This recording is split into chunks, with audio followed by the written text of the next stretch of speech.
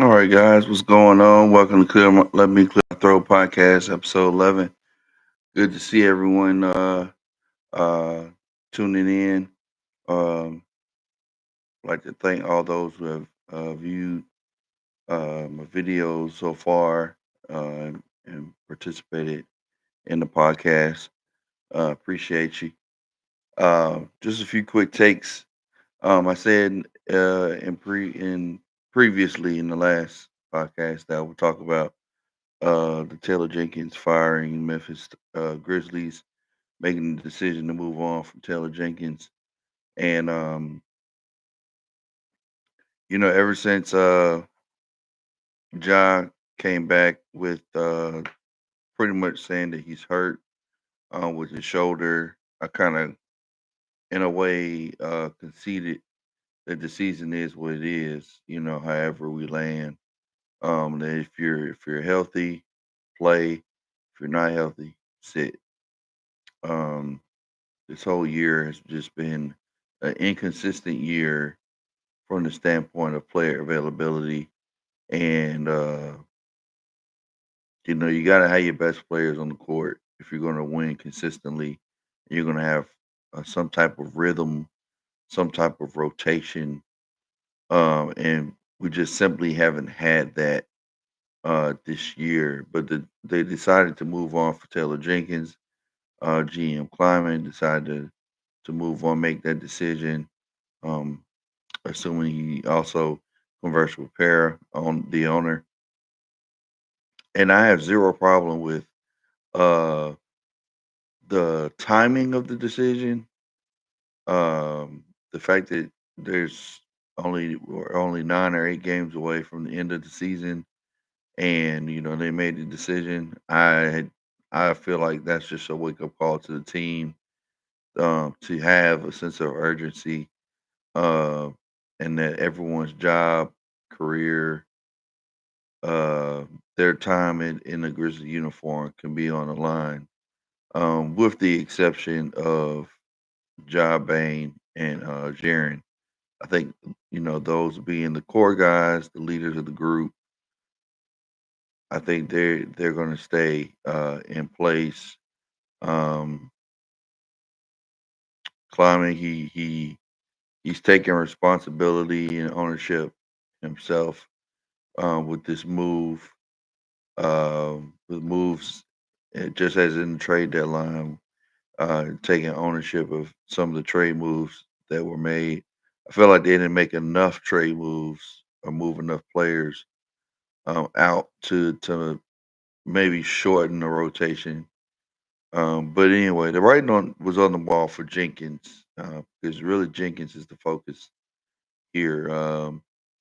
He made a lot of questionable rotation decisions, um, playing time, positions, uh, just inconsistent,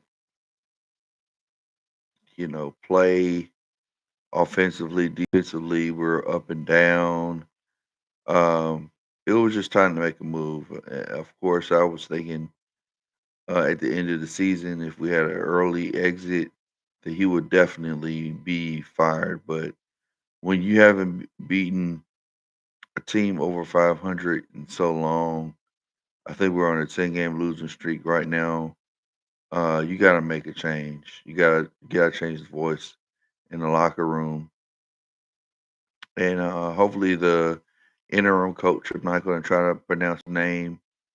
Hopefully they can figure something out uh, offensively and defensively, so where they can start playing better basketball. We got a couple of tough games. We got Boston coming up. We also have, I believe, Golden State.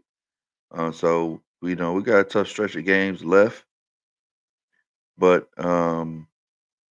we'll see how they come out in the playoffs, or where they lay in the playoffs matchup wise, and we'll just go from there.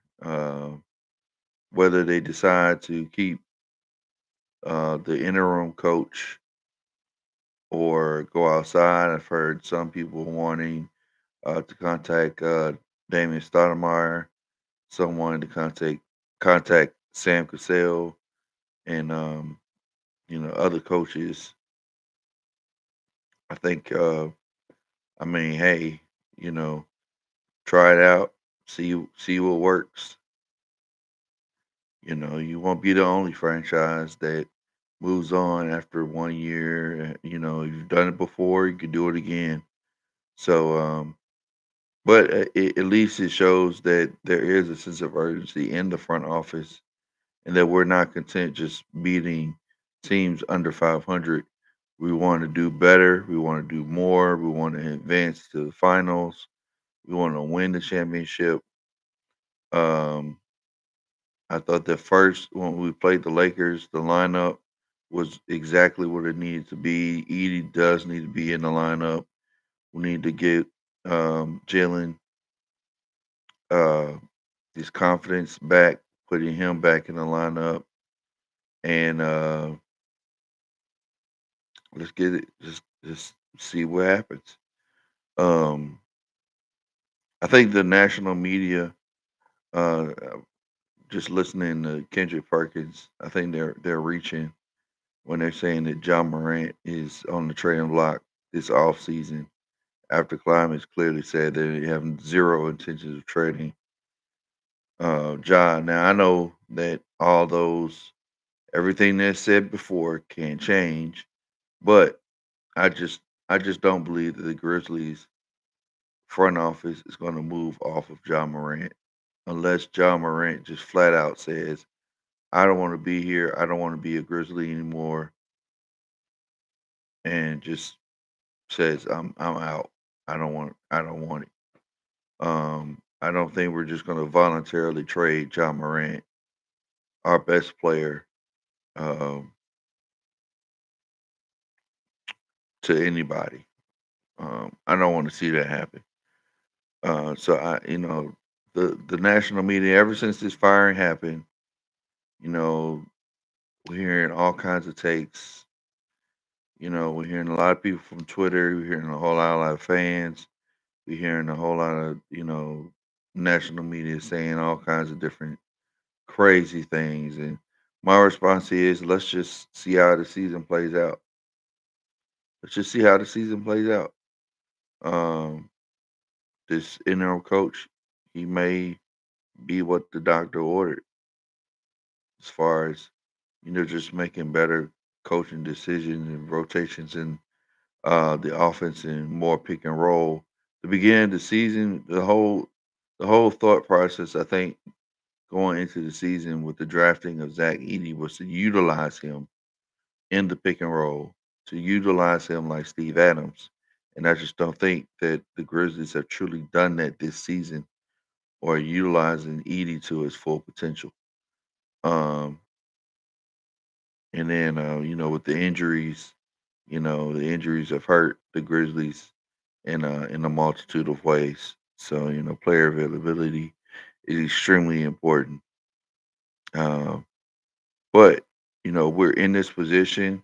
We've been second in the West for a while. We've been at the top of the West for a minute. And I don't think we can just dismiss that and discount that fact, that we are still a really good team. We just have not been able to beat teams over 500 on a consistent basis and do it very well. So we'll see how it goes.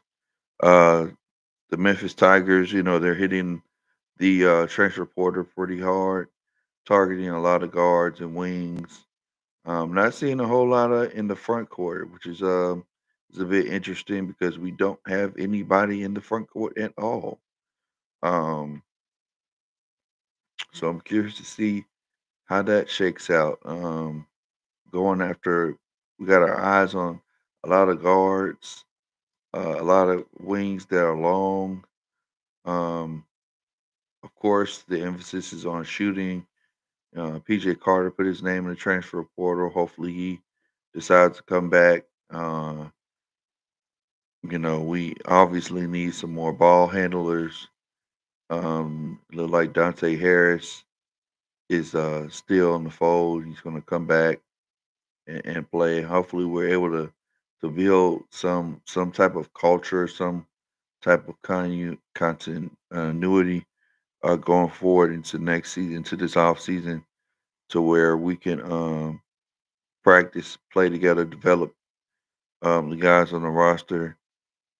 I want to bring this up, and I don't want it to be taken out of context as it relates to race. But as long as I've been in Memphis, which is about I would say 15, 16 years now, really the only white player that I know of that's had consistent minutes has been Austin Nichols when he came and played.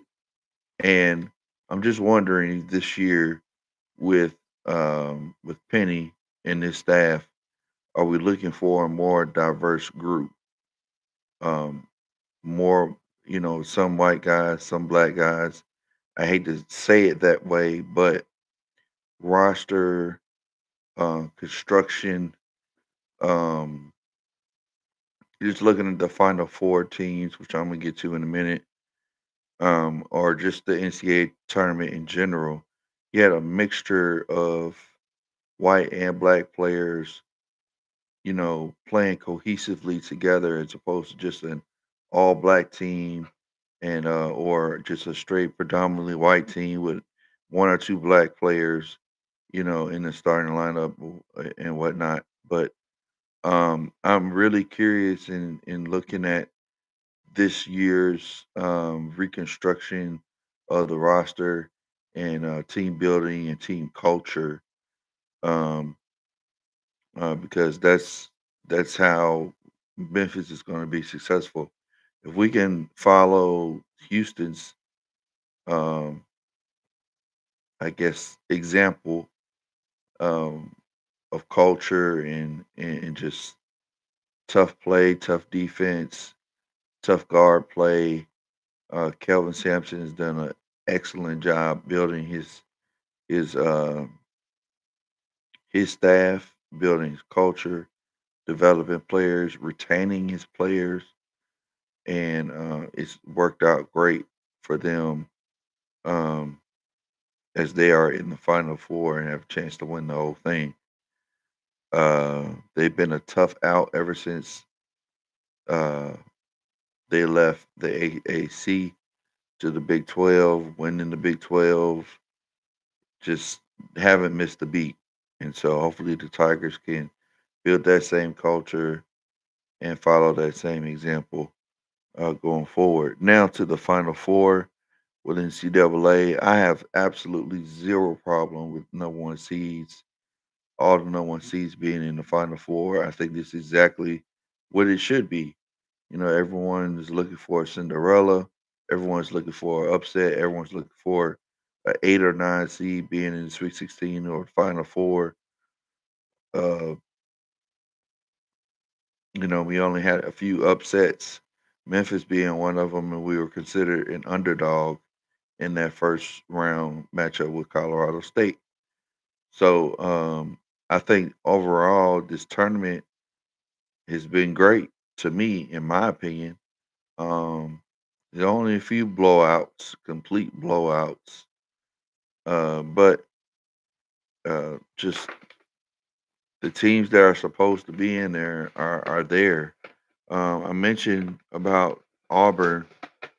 We got Auburn, Duke, Florida, and Houston in the Final Four. And um, looking at Auburn, their average age 23 years old. Some of them are transfer portal. Most of them being transfer portal guys from the transfer portal, which I talked extensively last in the last podcast about the transfer portal, or why players transfer, and the whole idea of transferring and what goes behind that, and the whole money aspect, how that affects mid majors, how that affects the tournament, and so on and so forth. Check it out. Give it a listen and share your thoughts and opinions as well. Uh, but we we having all the four number one seeds. You got Broom, you got Cooper Flag, you got Florida with elite guard play and elite coaching. I think Florida has coached there. I mean, did a fantastic job in the last final minutes of the Texas Tech game because Texas Tech looked like they're about to upset Florida. In the last 2 minutes, they just got out coached, and their guard play, their clutch shot making the big difference in that game. And then Houston again with their culture and elite defense guarding. I mean, just one on one in space. They are so tough to score on, and they are active. They got active hands, active feet. They rebound with high efficiency. They're tough. They dive on the ball. They dive on the floor for loose balls, hustle plays, 50-50 balls. They do it all. They do it, everything. Um, Broom really was impressive. He's been impressive all year. Um, I bring up Broom because um, a lot of focus and a lot of attention has gone to Cooper Flag, rightfully so. Him being a freshman, um, and he's got some credibility. I mean, he was on the U.S. He did practice against Team USA with the NBA players, and the NBA players had some high compliments and high remarks regarding his play and his readiness to be in the league. Um, so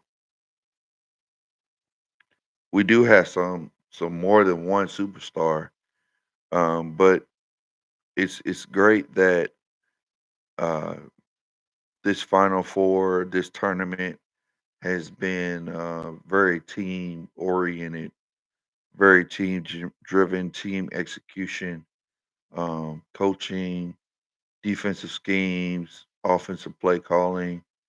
Um, it's been a really good tournament to me. I've been entertained by it. I don't know how anybody else, or a lot of people are upset that there aren't any Cinderellas.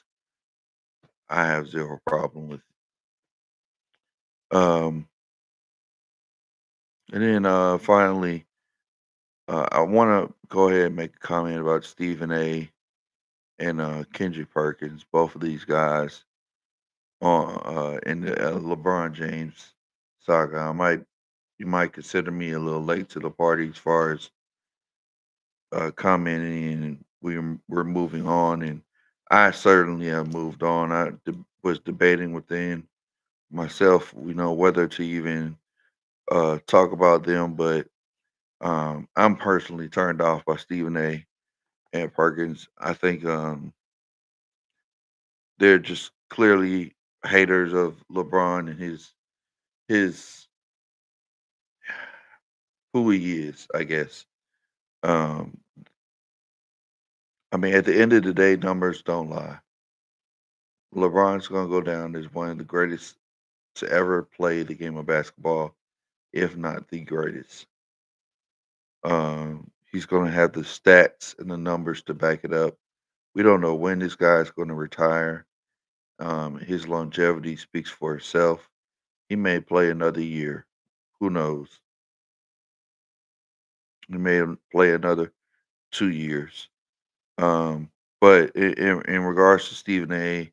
and Kendrick Perkins, Stephen A. taking things just to a personal level.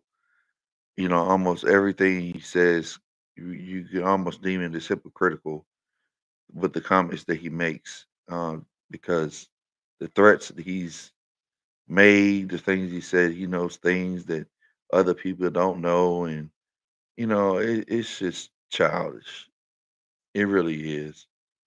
It's just really childish to me. And then you got Perkins, who to me is constantly flip flopping. I mean, I don't know. I don't know what Perkins be talking about sometimes. Um, I know one thing. Another thing I'm kind of tired of. We talk about the Suns. The Phoenix Suns, they've had a bad year. Okay, they've had a bad year, and Kevin Durant, I consider him one of the faces of the league, but to keep attacking the leadership of star players, I just think, and they're not being in a locker room, but just going based off of just solely based off watching a game, um, and just making opinions or having opinions just based on the outcome. I just think it's dumb. It's just really silly. Stephen A. just kind of become insufferable to listen to. With his use of big words. Atrocity, atrocious, horrible for the game. You know, um, just chill out with that, man. The lies, the divisive narratives that he creates, and Kendrick Perkins, he just falls right behind it, and accepts it because they, I don't know, their feelings are hurt, whatever it is, but they've made it personal to the point where I almost don't want to listen to them at all. Uh, don't really care too much for their analytics, you know, or their opinions, for that matter. But that's why they're on TV. So um, they can say what they want to say. Uh, NCAA women's tournament, they in full swing. Everyone's talking again, not so much about the wins. They're talking about LSU and their coach, the women's coach, Mulkey. I didn't really consider her comments um, to be that rude. I think that in the context of you just lost a game, everyone's frustrated. You know, let's just let's let's remember that we're all human, and our emotions can at times get the best of us. But let's just chill with all that. Uh, jump to conclusions and calling people rude after a loss. Whole lot of fights yesterday in the NBA. We had Dylan Brooks getting ejected um, prematurely, kind of jumping the gun, and then Detroit and what was Detroit and Minnesota? Yeah, Detroit and Minnesota um, with their squabble. So be interested to see how the league responds to that. There was a whole lot of people involved. Um, I think we can conclude there were a lot of non-basketball plays there and some sensitivity going on in that game. Um, but have a lot to look forward to this week in the NBA and an exciting week this weekend with the Final Four with the men's and the women's, and hopefully we hear some commits to the Tigers this week. You know, uh, credit to all those that are keeping track of the transfer portal and who's in and who's out. But that's where we stand. That's all I got for you today. Be sure to check out Greg Rufus. Throw it down, big fella. Uh, in his podcast, he's got some good material. Um, and I'm pretty sure he'll be going on this week, today or tomorrow, probably discuss in detail the Memphis Grizzlies, and NBA talk. Until next time, we can agree to disagree, but if we disagree, let's disagree respectfully. Have a beautiful day. Look forward to seeing you guys, talking to you guys next time. Holla.